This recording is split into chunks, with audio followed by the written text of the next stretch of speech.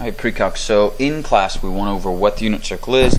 We filled out our unit circle forms or our sheets, and so now we're going to talk a little bit about how to apply that to trig functions. So while you're going over this, and especially when you're going over some of the questions, I'd probably have that out in front of you, because today we're going to talk about the 6 trig functions, give them 2 different definitions.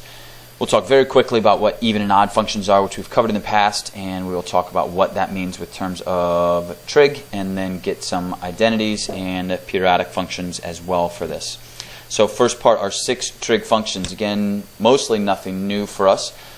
Definitions with regards to the unit circle is sine is just going to be y, cosine is going to be the x value, and these are all on our unit circle. Tangent, sine over cosine, or y over x. Cosecant is a reciprocal of sine, so it's 1 over y. Secant is a reciprocal of cosine, and cotangent is a reciprocal of tangent. So you'll notice going from left to right directly across, we just have reciprocals of each function.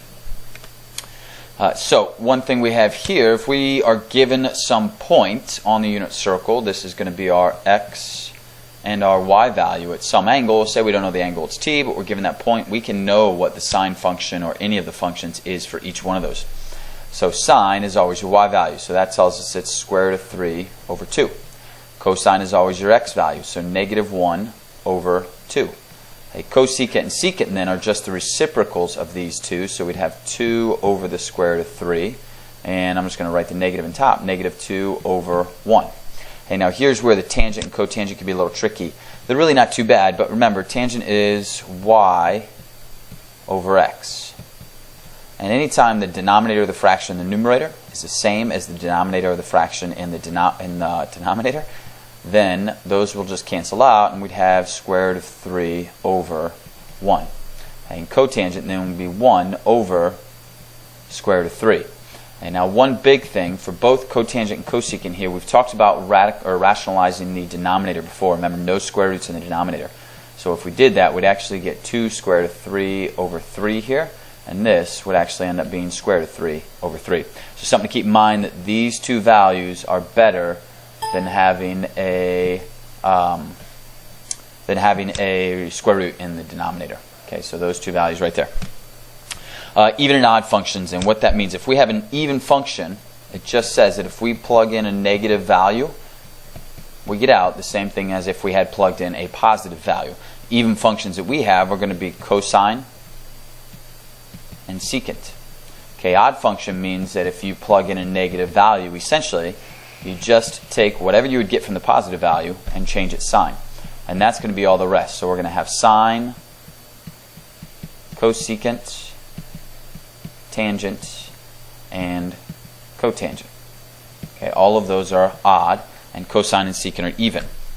Now what that means is, since cosine is an even function, if we did cosine of negative 2 pi over 3, we'd end up with negative 1/2, and that's going to be the same as just dropping that negative sign. We'd end up again with negative 1/2.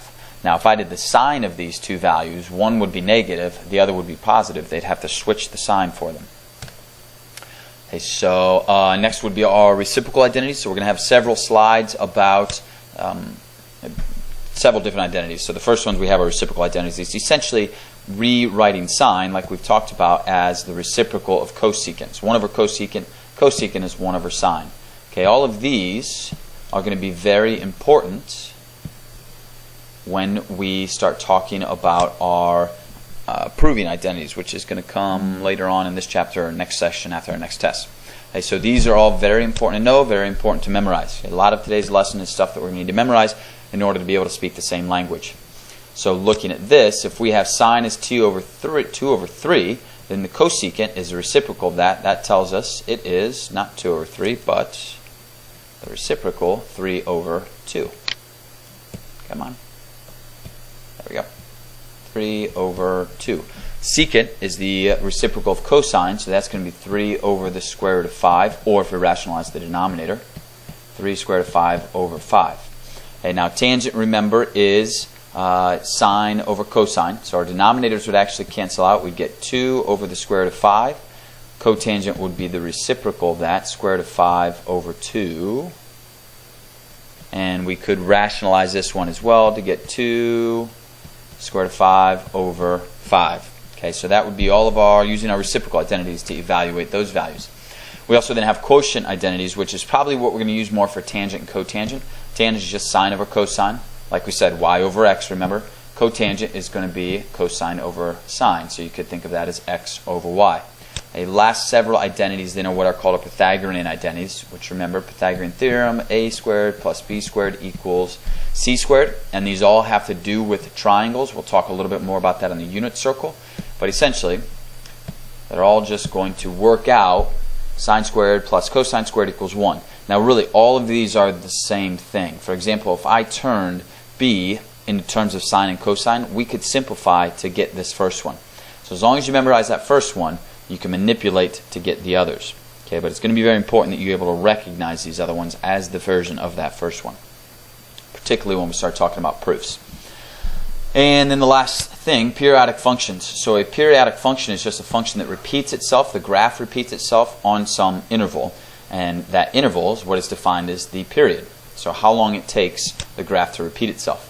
Now, for us, a typical period length for everything that's sine, cosine, and then the reciprocals, cosecant and secant, those are all going to have a period length of 2 pi.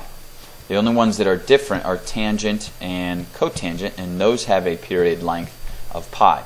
And when we talk about graphing these functions, it's very important that you know these two things, because we're going to have to manipulate those as well, and we need to know these values in order to manipulate them. All right, so that is it for this chapter, or this section, I should say.